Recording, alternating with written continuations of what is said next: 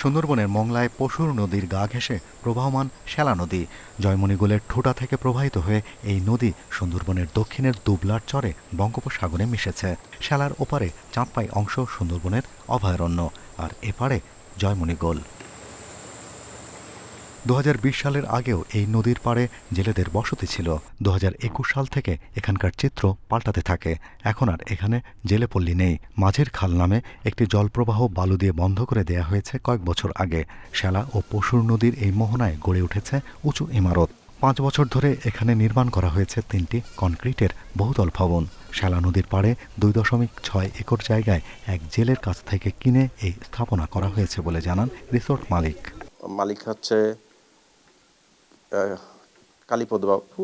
ওনাদের এই জমি, ওই জমিটার থেকে আর কি ওনাদের থেকে আমাদের নেওয়া। ইকোর সাথে এগ্রিকালচার যেটা হয় কি, আপনি আসবেন, ফরেনার আসবে, একটু জাল দিয়ে মাছ ধরবে, একটা লাউ ছিঁড়ে এসে রান্না করে খাবে। এর সাথে এইটা আমাদের পরিকল্পনা কিন্তু এইটা, যে আপনি নিচেই ন্যাচারালভাবে মাছ ধরতে পারবেন, করতে পারবেন, প্লাস আপনি জঙ্গলটাও উপভোগ করতে পারবেন। জায়গাটি গুগল ম্যাপে দেখলে সুন্দরবনের 0 কিলোমিটারের মধ্যে শ্যালা ইকো রিসোর্ট নামে দেখা যায়। কৃষি নিয়ে গবেষণা ও প্রশিক্ষণ কেন্দ্র হিসেবে ব্যবহারের উদ্দেশ্যে এই স্থাপনা করা হয়েছে।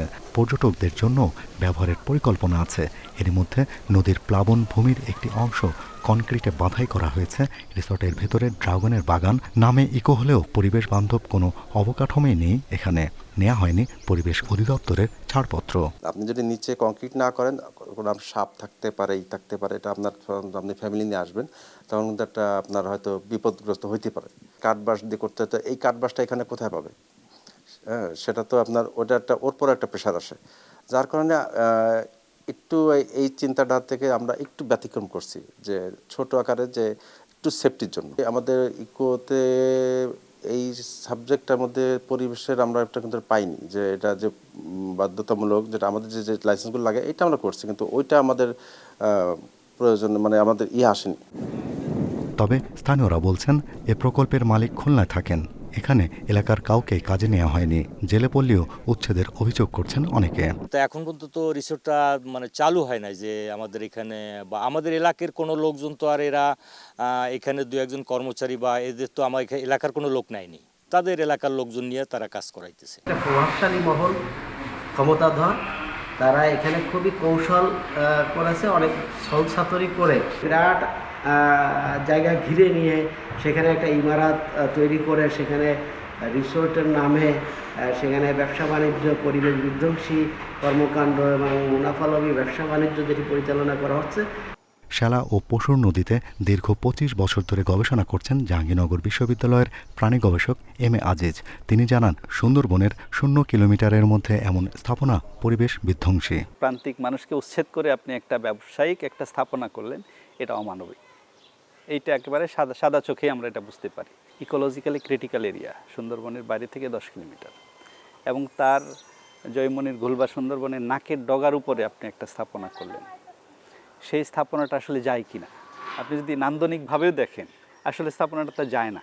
তবে সবচেয়ে দুঃখের বিষয় যেটা হচ্ছে যে এইভাবে এই সংবেদনশীল জায়গাগুলো প্রভাবশালীদের দখলে চলে যাচ্ছে। শ্যালার পাড় থেকে পশুর নদীর পাড়ের চিত্র আরও ভয়াবহ।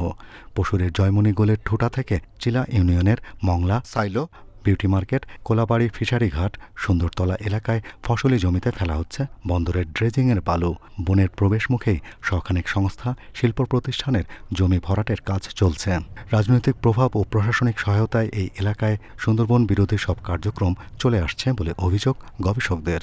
সেখানে প্রভাবশালীরা এই জমি কিনেছে। আপনি দেখবেন ইসাবেলা ফাউন্ডেশন, ওখানে কবির বিন আনোয়ার সাহেবের উদ্যোগে এটা হয়েছে। আমরা গিয়েছিলাম যখন বাড়ি ভরাট হচ্ছে, প্রতিবাদ করেছিলাম। ওখানে আরও আওয়ামী লীগের বড় বড় নেতাদের জায়গা আছে, এবং পরবর্তীতে তারা এগুলি ভরাট করে কনস্ট্রাকশন করে এখন হোটেল রিসোর্ট বানাচ্ছে।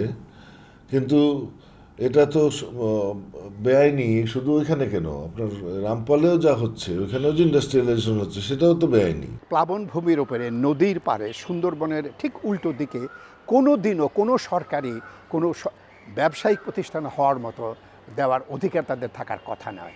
আমাদের সংবিধানে যে ধারায় যে বলা হয়েছে জীববৈচিত্র্য সংরক্ষণ করবে, সেটা কারা করবে? সেটা হয় বন বিভাগ করবে, নাহলে পরিবেশ বিভাগ করবে। যেগুলো বনের একেবারে উপকূলে, বনের পাশে বা বনভূমির যে বাফার জোন যেটাকে আমি বলি, সেই জায়গায় যদি হয়ে থাকে তাদেরকে অবিলম্বে সরিয়ে নিয়ে যাওয়ার জন্য সরকারের হুকুম জারি করা দরকার। সুন্দরবনের আশপাশের 10 কিলোমিটার এলাকা পরিবেশগত সংকটাপন্ন এলাকা ইসিএ ঘোষণা করেছে সরকার। তাই এখানে পরিবেশ বিধ্বংসী কোনো কিছুই করতে দেয়া হবে না বলে জানান পরিবেশ প্রতিমন্ত্রী। বনের নৈসর্গিক দৃশ্য ভোগ করতে যাচ্ছেন, আপনি কিন্তু 5 স্টার হোটেলে ফ্যাসিলিটি ভোগ করতে যাচ্ছেন না। তো যারা ইকো ট্যুরিজম নিয়ে চিন্তা করছে তাদেরকে এটা ভাবতে হবে যে না, বনে সুন্দর, তাদের সেই পরিবেশটা আমাদের রক্ষা করতে হবে। বনের যে একটা অভয়ারণ্য বা একটা যে নিরাপত্তা বা যে একটা যে এনভায়রনমেন্ট, সেটা ঠিক রেখে আমাদের এই ট্যুরিজমটাকে আপনাকে হ্যান্ডেল করতে হবে।